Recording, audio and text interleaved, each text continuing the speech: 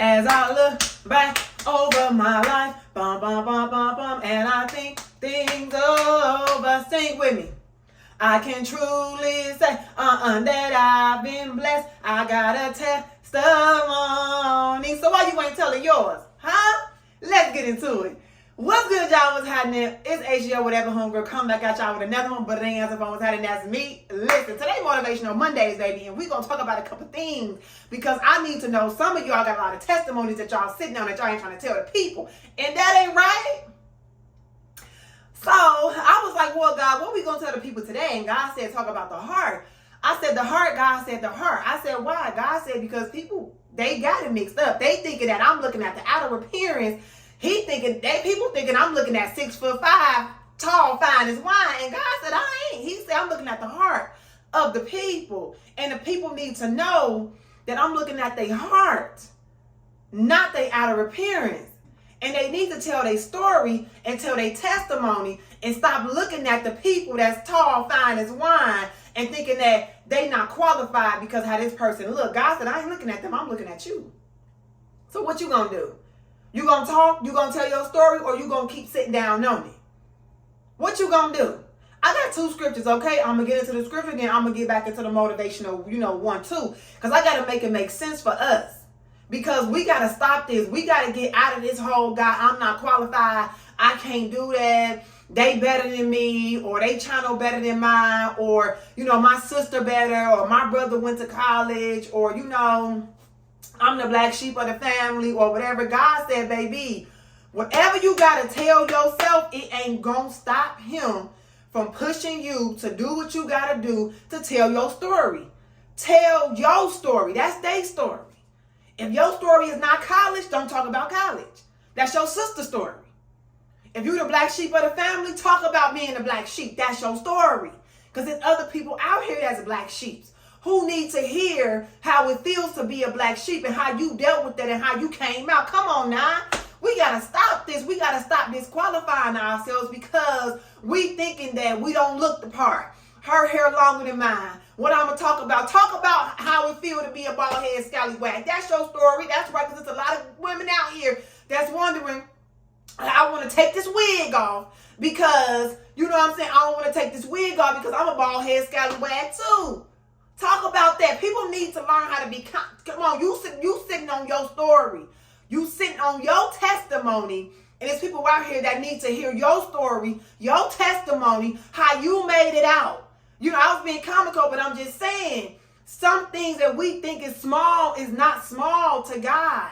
God said, in all thy ways, acknowledge him and he will direct your path. All thy ways. So if being bald-headed is a concern of yours, take it to God. Say, God, I'm struggling with being bald-headed. You got to help me. And God would say, okay, I'm going to help you deal with being bald-headed. You want some help? And you know what I'm saying? Ain't nothing too big or too small for God. If you don't like whatever it is, God said, if you struggle with your weight, talk about it. It's somebody else out here battling with their weight. It's people that done died from battling with their weight, being overweight. You know what I'm saying? If you went to college because your family pressured you to go and that wasn't really for you, talk about that. Whatever your testimony is, talk about it, tell your story. Do not disqualify yourself because you thinking that, oh, hey, everybody already talked about that. Yeah, people have talked about it, but they ain't heard it from you. They ain't heard it from me. Okay? Yeah, people talk about, I was a teenage mom just like you. Okay, but being a teenage mom may have affected you more than it has affected me. So come on, what's happening? I need to know, what you did as a teen mom. You was probably 16. I was 18. That's a world of, you know what I'm saying? It's 2 years apart, but it's a world of a difference. Come on now. So that's all I'm saying is that God is just saying, come on, we got to do better than this. Come on, we got to do better than this. As you look over your life, when you think things over, you could truly say you've been blessed. You got a testimony. What's your testimony? Why you ain't talking about it? Why you ain't talking about it? God said we the people need to know what's your testimony. You've been through the test. You've been tried and true. You done stood the test of times. Now come on out here and tell the people your testimony. We the people need to know. Come on now.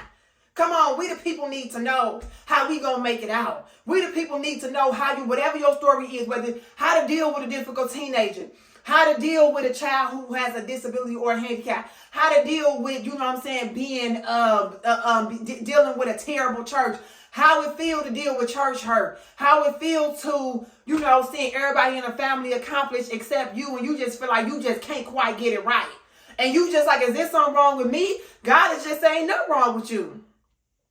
You got to tell us your story. Maybe their lifestyle ain't for you. You got to figure yours out. What's for you? Tell the people. Take us on your journey to say, right now I'm struggling. You see what I'm saying? Just admitting you struggling is enough for us, because we struggling too. And we want to go along your journey and see, you progressively get better. Because we the people need to be encouraged by your story. What is your story? What's your testimony? Come on now. Like the church say, get up off your do-nothing stool and start producing. Cut the camera on. Just talk to the camera. Just record the video. Stop worrying about all that. I don't know how to edit. I ain't got no camera. If you had a camera, you don't know how to work the camera anyway. You don't know how to work no camera. We just learned how to work these iPhones. Listen, I'm guilty of it too. Guilty of it, child. Had an iPhone for a long time. Girl, I didn't even know the iPhone did have stuff to my niece. She told me. I said, well, okay, girl. I knew I was never going to use stuff anyway. Because I was like, girl, I just don't want to do none of that. You know what I'm saying? And God just said, it's time now for all them excuses. We got to stop with these excuses. We got to stop talking ourselves out of stuff that God has said, you got to do the stuff. We talking ourselves out of this stuff. Making excuses. Oh, God, I can't. God is just say, well, if you remove the apostrophe and the T, it's saying, God, I can. God said, baby, you leaning real heavy on the T. God, I can't. God said, baby, quit leaning on that apostrophe and that T. Stop leaning on that. If you say, God, I can't, remove the apostrophe and the T, it's God, I can. God, I can. God, I can tell my story. I am important. I am confident. Somebody do want to hear my story. My story gonna help somebody out here. Somebody gonna help my story. My story gonna help somebody not get caught up in the stuff I got caught up in. I got pregnant at 17. Had my kids at 18. So me telling my story to the girls out here and say, baby, let me tell y'all something. All that glitter ain't gold. I'm telling you right now, all that pillow talk, girl, don't fall for that. You better go ahead somewhere, get your license, buy you a car, work your job, save you some money. If you going to college, go. If you ain't going to college, do something, but don't just sit around. If you going to work a job, work the job. Okay, grow within the company. I wish somebody put me up on game when I was 17 or when I was in high school, because I was thirsty for information. And I was thirsty for information, and there was no information available to me. My mama didn't have information. My aunties, cousins, nobody had information for me. I felt like I was in a dead end. Like, this is my real story. I felt like I was in a dead end in my family. Because I said, how don't nobody know nothing? Didn't nobody know nothing about nothing? My auntie, she giving out marital advice. She been single 18 years. I said, girl, how is you giving us marital advice and you been like, you are a professional single woman and you telling us how to be married? She ain't never been married, been single 10, 12 years and talking about this what you got to do to be a wife. How you know? I ain't seen you on a date with a man yet. What's going on? You know what I'm saying? Child pleasing to this day. I ain't finna get into it. But all I'm saying is that nobody knew nothing about nothing at all. And I was just like, okay, God, this ain't making sense for me. You see how that's my story. How I was stuck. I felt like I was stuck in a dead end family where nobody knew nothing. So that challenged me to go out and learn how to do the stuff that I wanted them to teach me that they didn't know. I wanted to learn about money, learn about budgeting, learn about credit, learn about investing, like learn about how the world worked. I had no life skills. I didn't know how the world worked. I was extremely naive. I was extremely sheltered. I was like, it was so bizarre. Like, I did not know. I thought everybody was trustworthy. I was like a very trusting person. Like, I would trust anybody. I used to trust anybody. Like, when I was like a teen in high school and stuff like that. Some people may say, well, that's a lot of teens. It's not. And so I was just severely thirsty for information that nobody had. And I was sitting around and I was like, I can't go down like this. That's how I got pregnant, because I got tricked out of my position because I didn't know how to solidify my position. I didn't know how, the game worked. I didn't know how boys really worked. I just thought they were genuinely nice. I thought, well, if he like me, I like him. If I'm a nice person, he a nice person, then, he'll want to see that, we want to be together and stuff like that. Child, had no clue how relationships work. I didn't even know what I was embarking on. I didn't know how to deal with attitudes when he got mad. I said, baby, this is a lot for me, okay? And I didn't know about high school abuse.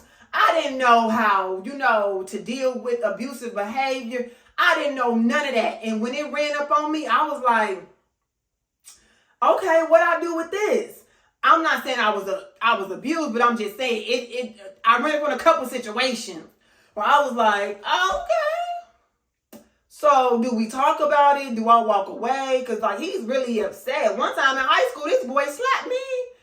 And I was like, so what do I do? Girl, I didn't know what to do. And we was in a relationship. And I was like, so is it okay for him to slap me? A part of me was like, this ain't right. But I ain't know what to do. And I was like, do I break up with him? My mom was like, girl, we can't be with him. But my heart, and that was my first experience. My heart said, girl, we love him. You got to forgive him. He didn't mean it. I'm literally feeling my heart tell me to forgive him. He didn't mean it. I didn't know what to do. I didn't know where to go, who to call. I said, baby, I had a better chance of calling Ghostbusters, okay? But y'all see me telling y'all my story because I'm just like, if somebody would have told me high school abuse was real, I would have been better prepared to deal with it. Like, oh, okay, I would have been able to recognize the signs. I would have recognized what to do when it walked up on me, when he slapped me, okay? And I was just like, what do I do? Had no clue what to do, child. You know what I'm saying? So it's just a lot, a whole lot. And I was just like, God, what's going on? And I went to God. I said, God, with my story like everybody else's story, God said, how could your story be like everybody else's story when you not everybody else? So how could your story be like theirs when you not everybody else? They need to hear your story from you because it's a certain demographic of people whose ears is prone to hear your voice, your story, connect to you, your voice, your story. Because God is looking at the heart, your heart, your heart. And I always would tell God, God, I want to keep my heart right with you. That's why that scripture, created me a clean heart, oh God, and renew a right spirit within me. I said, God, I got to keep my heart right. I got to keep my heart right. I got to. And I battle with that. Well, God, they doing it better than me. They got a better house. They got a better car. I'm looking at tangible things. God said, have you not seen a person can be up today, down tomorrow? A person can have a lot of money today, not even knowing, we looking at them, not knowing they owe money to the IRS. The IRS can come in and take all their money. Gone. A person can be healthy today, be in a car accident, paralyzed by 5 o'clock. Literally. Life has a funny way of showing us tangible things don't matter. It's about you, the person, your heart. Who are you? God looking at, and only way God knows that is he look at your heart. What's in your heart? He know, okay? Stop looking at them. Stop looking at whomever. Stop comparing. God just say, what's your story? What's your testimony? What do you need help with from him? He ain't looking at them. He's saying, what do you need? What do you need? And I'll talk more of this, as I continue on, upload my videos every day. Come on, the Bible that we come out of, the Bible that we read, the Holy Bible, if you read it, God always used the underdog. God never used a rich person. He never used people who got a lot of money. God never used none of them people, ever.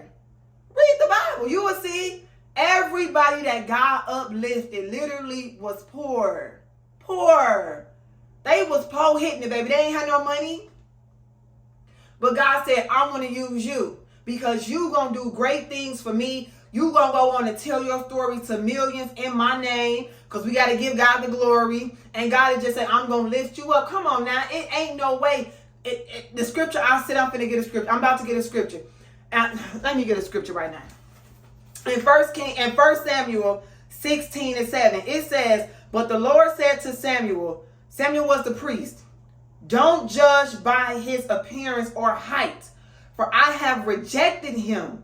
The Lord doesn't see things the way you see them. People judge by outward appearance, but the Lord looks at the heart.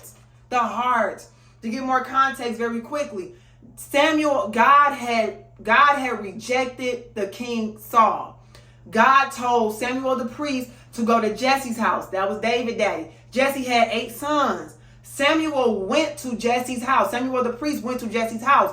When Samuel seen Jesse's oldest son, he looked at his outer appearance, because he was tall, he was good looking, he had a good build. And Samuel said, oh, for sure, this has to be him. And God said, no, I've rejected him. That's not it. And Samuel was like, well, God, and God said, I look at the heart. And so when David came along, God looked at David's heart. If you read the story of King David in first and second Samuel, you will see that God always referenced David's heart. Always, always, always. So anything David did, it was not malicious. So God was like, well, let me check his heart and see, did he really mean to do this? And when God checked David's heart, he was like, he got a good heart. He didn't mean it. He remorseful. He's sorry and stuff like that. But if you have a terrible heart and you're a terrible person, God like, well, it ain't much, I mean, I can work with it, but come on, you gotta sacrifice something. You can't have a terrible heart and be a terrible person. Come on now.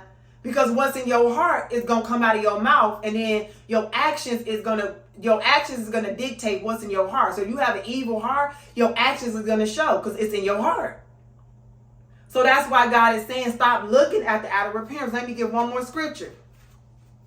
Psalms 51:10. It says, create in me a clean heart, O God, and renew a right spirit within me. That's Psalms 51:10.